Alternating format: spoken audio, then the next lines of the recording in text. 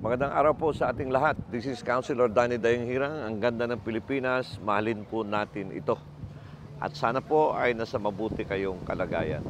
Just lately po, kababago lamang, ang ating Mayor Basti Duterte ay nag-issue ng isang administrative or policy statement.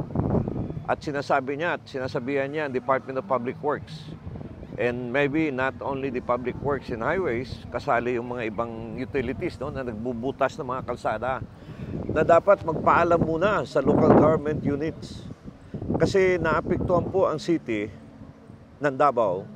And I think kahit sa ibang lugar, LGU, napansin ko, butas ng butas, sira na sira, kababago lamang ng kalsada, aayusin ulit.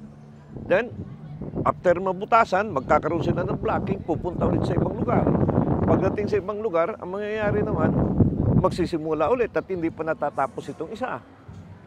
Ngayon, anong mangyayari dyan? Ang mangyayari dyan ay traffic. On the other hand, not only maybe the public works, even the utilities, mga water district, bubutasan yung kalsada, then it will take time bago nila ibalik sa original. Tatakpan yung mga binutasan nila.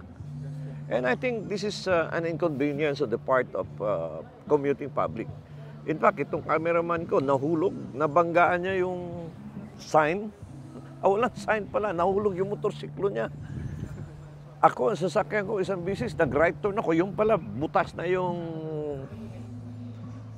yung highway na yon. So, congratulations, Mayor Basti, this is a good sign. Dapat ayusin talaga nila yan. Huwag kayong magbutas ng mga kalsada tapos iwanan nyo because very inconvenience yan. In fact, under the local government code, before any national government projects can be implemented in an area of responsibility ng LGU, dapat magpaalam.